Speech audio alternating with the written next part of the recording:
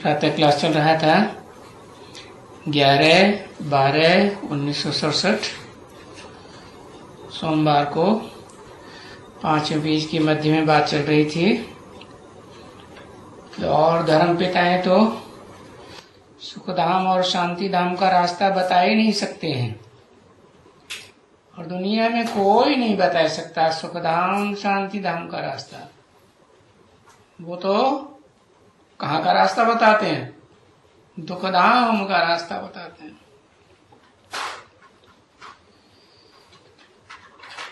बच्ची तुम्हारे सिवाय और कोई नहीं बता सकते। तो ये दोनों ही हैं समझाने के लिए, शांति धाम सुख धाम। चलो, शांति धाम भी तो तुमको मिलेगा ना, है? इतनी अशांति में तो नहीं रहेंगे, परंतु मिलेगा कैसे? है मिलेगा तब जब याद करेंगे, और ये पतित से पावन बनेंगे, तब ही तो पावन दुनिया शांति धाम में जाएंगे। और पावन तब जब बनेंगे जब ये पाप कर्मों की, हिंसा के कर्मों की खाद निकल जाएगी।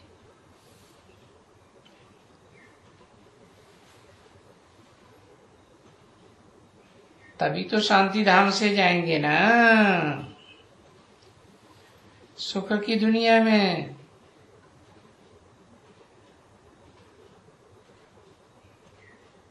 जितनी खाद निकलेगी इतना ऊंच पद मिलेगा फिर भविष्य में। खाद कम निकलेगी पाप कर्मों की तो पद भी कम मिलेगा। तो जो भी है बच्ची, जो भी तुम्हारे पास आते हैं उन सबको जो रास्ता बताते हो शांति धाम सुख धाम का, अब जो जितना पुरुषार्थ करे,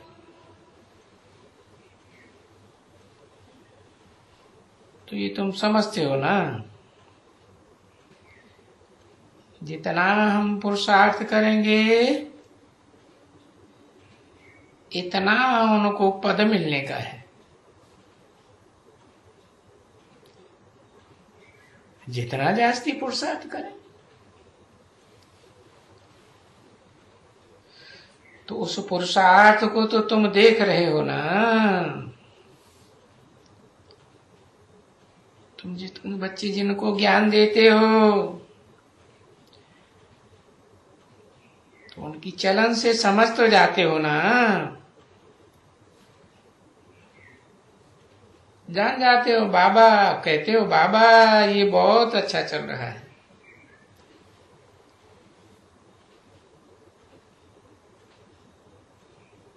बताते हो, बाबा ये बहुत सर्विस में अच्छी मदद करते हैं। तो साबित होता है इनकी ऊंच पद में जाने की चढ़ती कला हो रही है। तो तुम बताते हो, बाबा ये तो बिल्कुल जैसे कि पुराना बच्चा लगता है। ऐसे ही समझते हो ना। एक एक की नब्ज को अच्छी तरह से देखो। तो बच्चे अब भी आते हैं, यही सारा इतनी प्रदर्शनी, इतनी मेहनत होती है। नहीं तो है सिर्फ 2 अक्षर के लिए। बहुत सहज ज्ञान है, थोड़ी सी बात समझने की है। परंतु इस थोड़ी सी बात समझने में, समझाने में कितनी मेहनत करनी पड़ती है।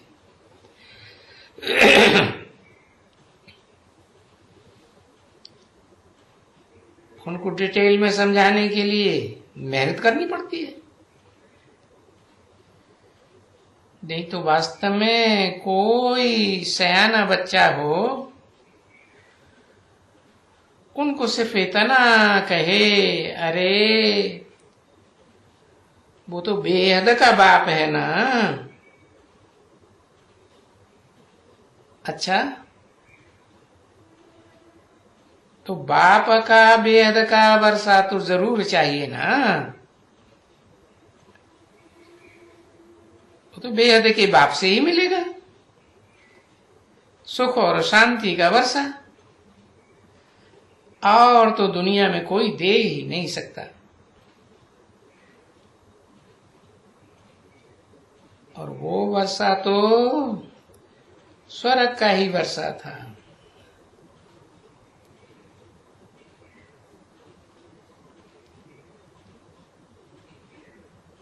मिलना तो चाहिए सबको, क्योंकि स्वर्ग तो इस दुनिया में था ना। स्वर्ग मिला था, अभी नहीं है, सो फिर अब मिल रहा है। बस इतना ज्ञान है, कोई जास्ती ज्ञान तो नहीं है ना।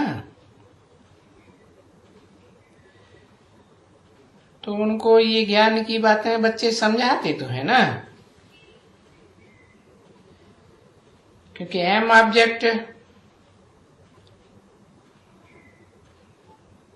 कि तुम ये थे, लक्ष्मी नारायण जैसे देवता थे,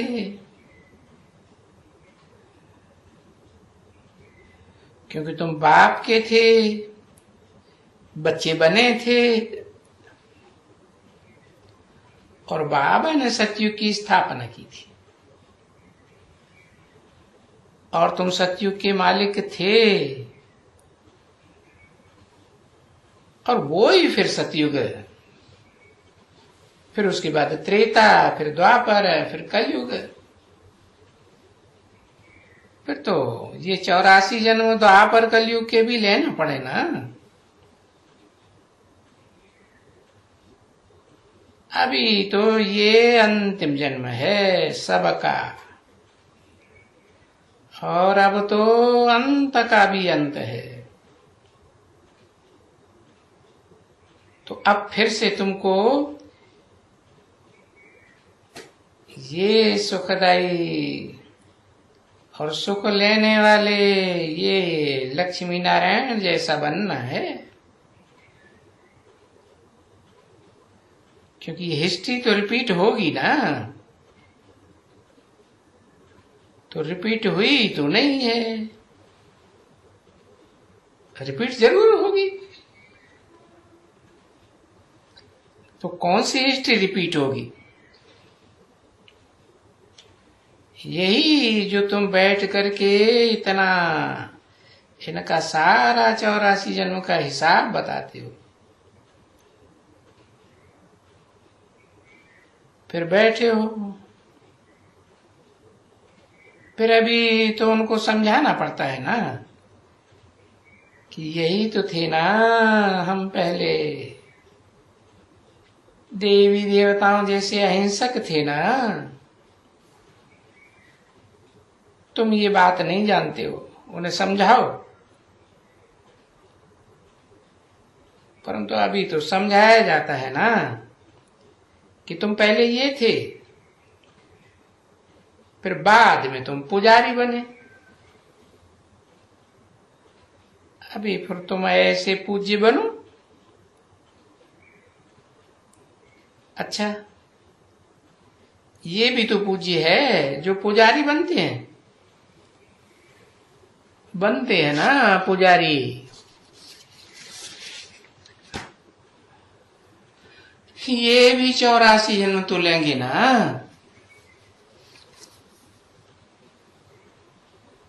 11/12/1967 की प्रातः क्लास का छठा पेज।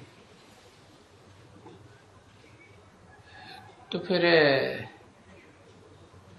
ये भी तो ये बनेंगे ना। तुम ऐसे क्यों समझते हो कि हमने 84 जन्म नहीं लिया है? पूज्य जब पूज्य है तो उस दुनिया में फिर पुजारी एक भी नहीं होता। उस नई दुनिया में पुजारी कोई होता ही नहीं। जब पुजारी है तो पूज्य एक भी नहीं होता। कब? पुरानी दुनिया में।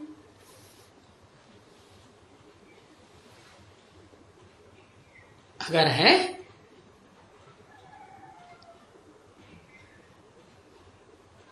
तो कोई बनने वाले हैं जो पूज्य बन रहे हैं,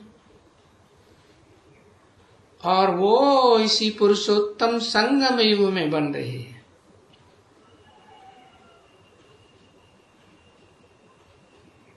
अभी तुम इस राज को अच्छी तरह से जानते भी हो,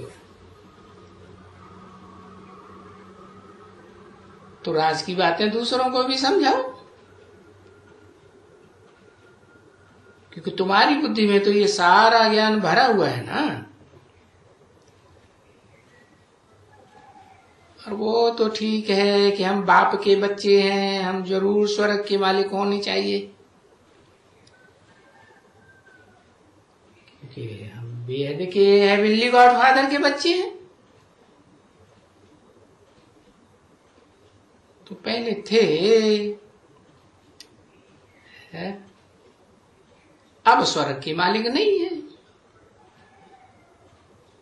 और नहीं है तो क्यों नहीं है? कि हम सुख भोगते भोगते इंद्रियों से नीचे उतरे हैं। तब ऊपर चढ़ने के लिए क्या करें?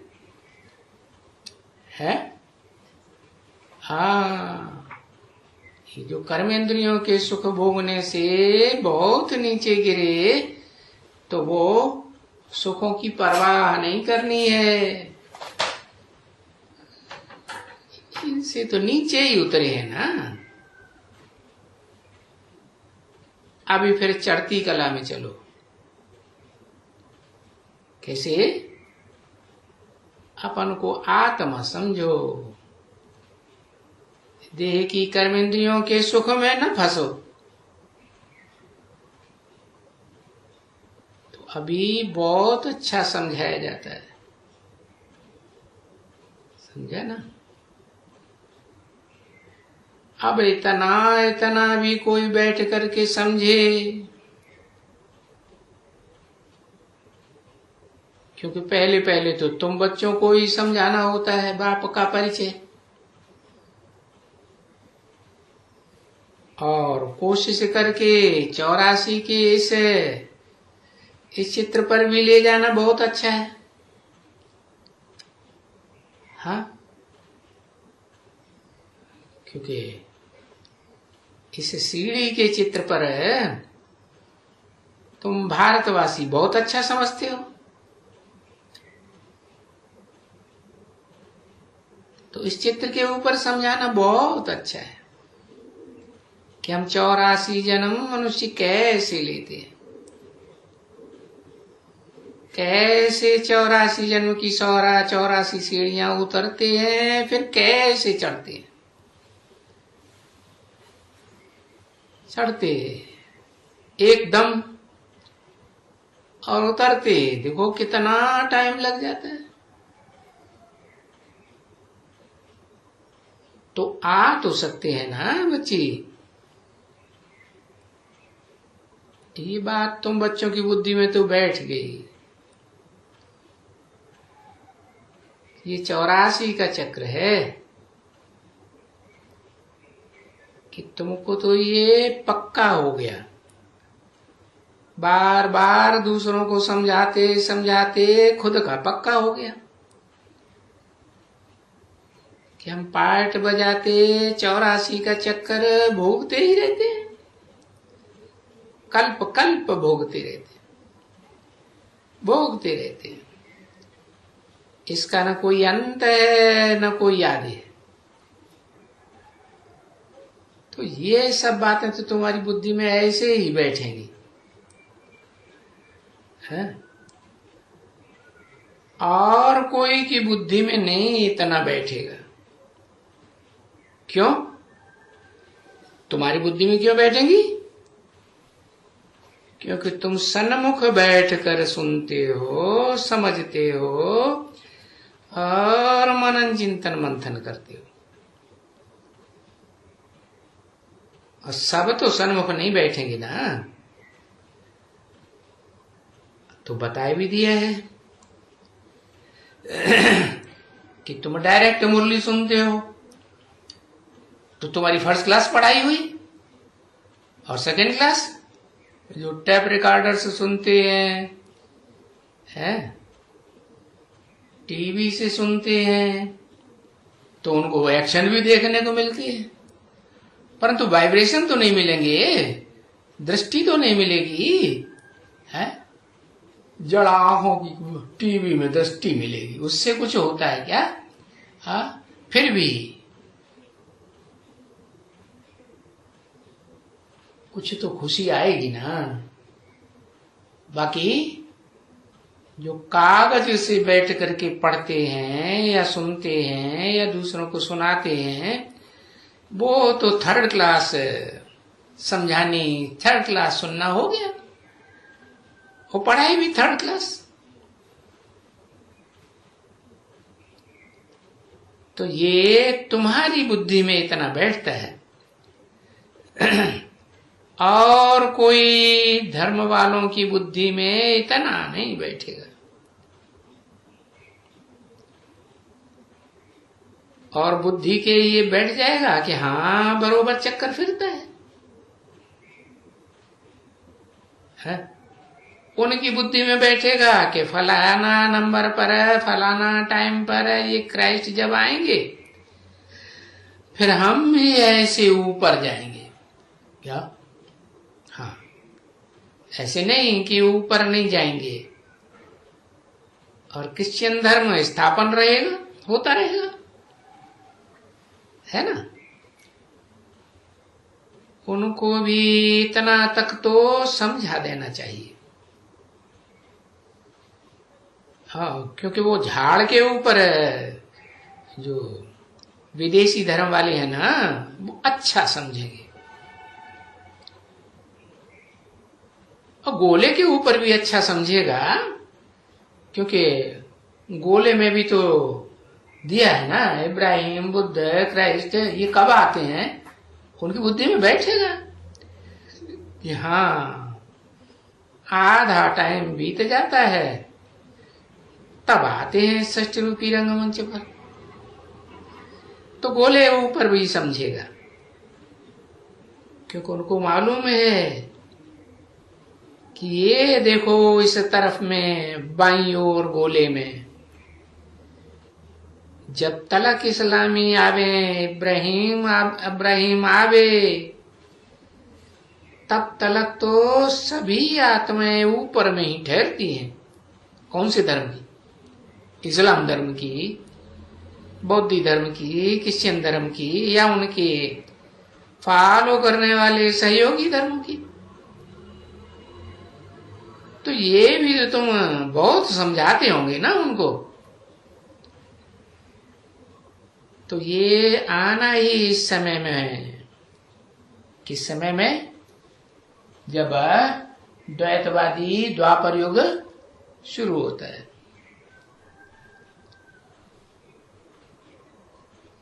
और इतना समय के सभी ऊपर में रहते हैं शांति धाम में, कम से कम 2,500 साल। फिर जितना देर से आएंगे उतना शांति धाम में पड़े रहेंगे। तो हर एक मनुष्य समझे ये सारे सारे इस ड्रामा के आदि मध्यम को समझे। कौन? जो भी तुम्हारे पास आवे। तो जितना वो समझेगा उतना अच्छी तरह से ब्राह्मण बन करके, और फिर तुम्हारा जैसे कि वो भी पत्ता बन जाएगा।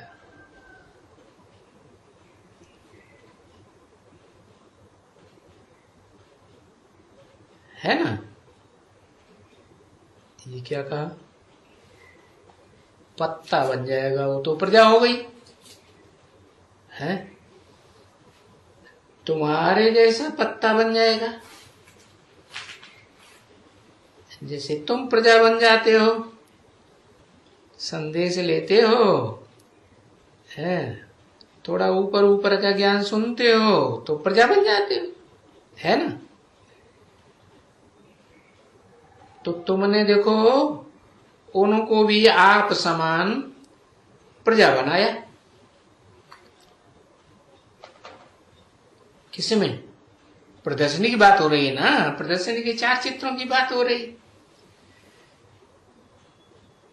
तो ये तुम दान करते हो ना बहुतों को, कि दुख की दुनिया से छुटकारा पाके तुम सुख का जन्म लेंगे। तो ये तो तुम बच्चे जानते हो कि हम आए ही हैं ये सारे विश्व को माया की इन जंजीरों से छुड़ाने के लिए।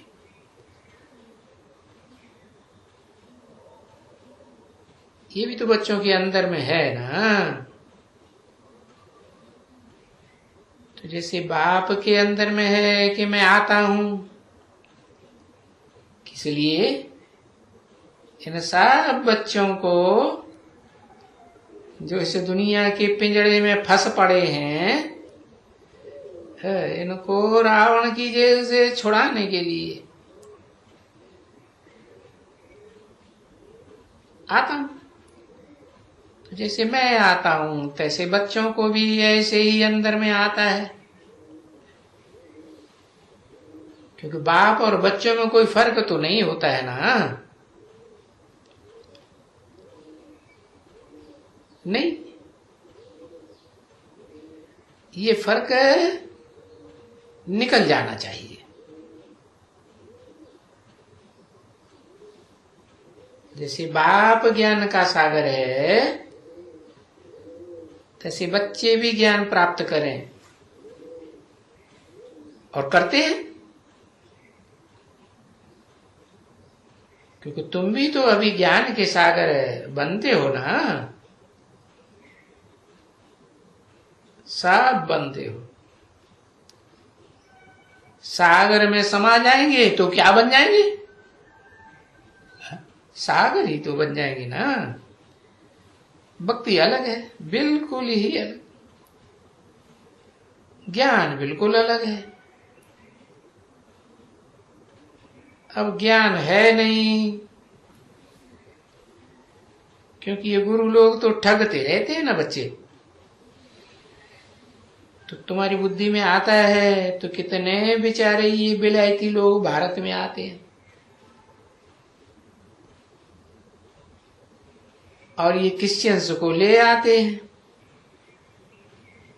और कितनों को ले आते हैं,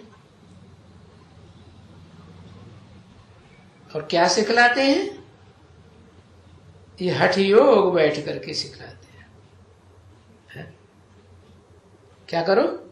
हरे राम हरे कृष्ण ले आते हैं ना।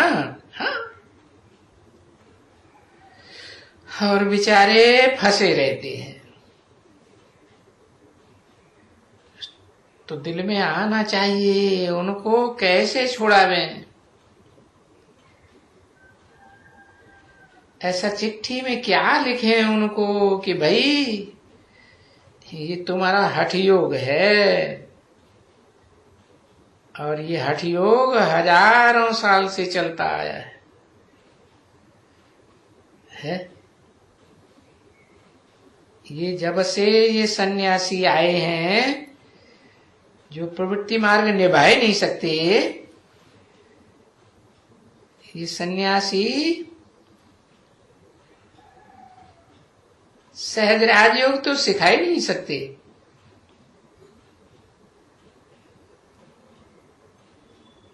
ये तो हठ योग ही सिखलाए गए। तो ऐसे ऐसे तुम बच्चों का विचार सागर मंथन चलना चाहिए कि हम कैसे उनको समझावें।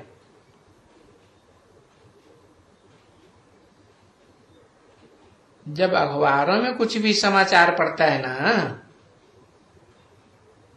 देखो तुम बच्चे जो कुछ भी विश्व का समाचार, ये सारा सृष्टि का समाचार अखबारों में आता है। तो अखबारों में ही तुम देखते हो कि फलाने फलाने ये क्रिश्चियन को ले आए हैं, और साधुओं को ले आए, फलाने को ले आए। किस लिए? ये ऋषि बनाने के लिए, अपने अपने ये ऋषि अपने समान, आप समान बनाने के लिए लाए ना। अभी आप समान क्या ये बनावेंगे? वो कुछ भी नहीं बनावेंगे, है ना। तो अब तुम क्या करो? उनको कैसे चिट्ठी लिखें भाई कि ये जो तुम यहां आकर सीख रहे हो ये हठ योग है।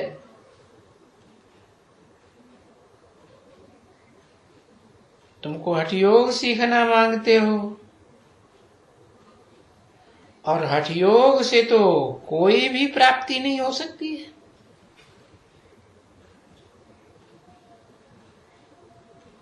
और भगवान बाप जो समझाते हैं, सुनाते हैं, इससे ही प्राप्ति होती है।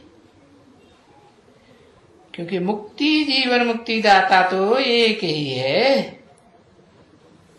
बाकी तो कोई मनुष्य मात्र मुक्ति, जीवन मुक्ति दे ही नहीं सकता है। ये 2500 वर्ष की हिस्ट्री मनुष्यों की बनाई हुई है। इसमें कोई ने मुक्ति पाई हो तो बताओ, प्रूफ हो तो बताओ है। तो ये सब राजयोग नहीं है, हठ योग है। राजयोग तो इसको कहा जाता है जिससे मुक्ति, जीवन मुक्ति दोनों प्राप्त हो। दुख दर्दों से मुक्ति भी मिले और जीवन में रहते रहते सुख शांति भी मिले।